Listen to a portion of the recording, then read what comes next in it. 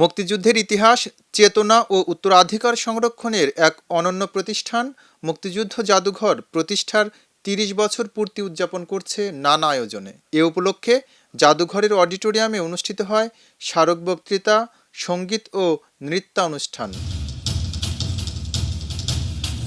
অনুষ্ঠানের সূচনা হয় জাদুঘর প্রতিষ্ঠার ইতিহাস সংবলিত ডকুমেন্টারি প্রদর্শনীর মাধ্যমে। এরপর পরিবেশিত হয় মনোমুগ্ধকর নৃত্য, যার পরিচালনায় ছিলেন নৃত্যশিল্পী তামান্না রহমান।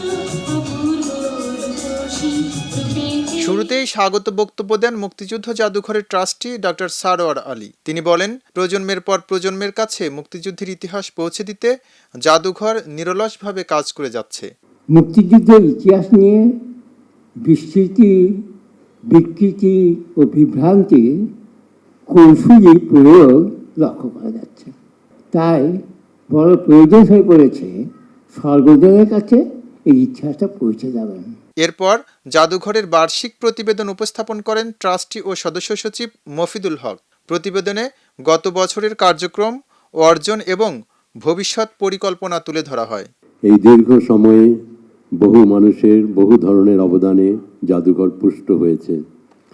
অগণিত জন নানাভাবে জাদুঘরের কর্মকাণ্ড বাস্তবায়ন ও তা প্রসারে যে ভূমিকা পালন করেছেন তা আমরা কৃতজ্ঞ চিত্তে স্মরণ করি। অনুষ্ঠানের মূল আকর্ষণ ছিল মুক্তিযুদ্ধ ও ৭২-এর সংবিধান শীর্ষক স্মারক বক্তৃতা। এতে সংবিধান বিশেষজ্ঞ ডক্টর স্বাধীন মালিক মুক্তিযুদ্ধ পরবর্তী রাষ্ট্র গঠন, ১৯৭২ সালের সংবিধান প্রণয়নের প্রেক্ষাপট ও তাৎপর্য নিয়ে বিস্তারিত আলোচনা করেন। অনেক বিকল্প প্রস্তাব, সবচেয়ে বেশি বিকল্প প্রস্তাব বোধহয় ভুলে গেছি, বাট প্রায় শতাধিক বিকল্প প্রস্তাব তো আকাশরঞ্জিত সেনগুপ্তই এনেছিলেন।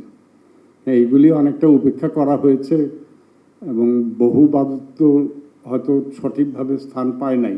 অর্থাৎ মোদ্দা কথা হলো, কোনো সংবিধানই নিখুঁত না, আমাদের সংবিধানও নিখুঁত না, কিন্তু সংবিধানের এই যে প্রক্রিয়াটা এবং যেই জিনিসটা মাথায় রেখে সংবিধান করা হয়েছিল সেটা কিন্তু ইউনিক।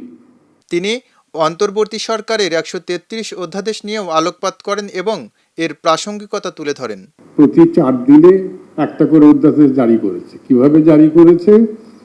উপদেষ্টারা কয়েকজন আমলা মিলে একটা কক্ষে আলাপ আলোচনা করেছে। কি আলাপ আলোচনা করেছে, কারণ কি, পক্ষের যুক্তি কি, বিপক্ষের যুক্তি কি, এটা হলে কিভাবে ভালো হবে, কিভাবে খারাপ হবে, আমরা এই আলোচনায় কেউই অংশীদার ছিলাম না।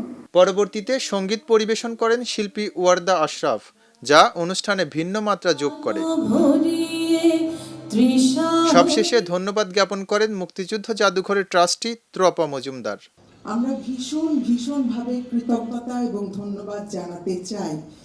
তাদের উদ্যোগটা ছিল বলেই কিন্তু আর সবাই এসে এই এক জায়গায় যুক্ত হতে পেরেছে।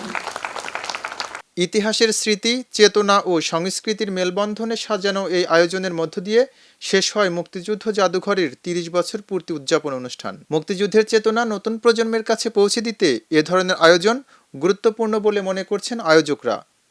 এম রহমান, খবরের কাগজ, ঢাকা। খবরের কাগজ, নিখাদ, নির্ভীক, নিরপেক্ষ।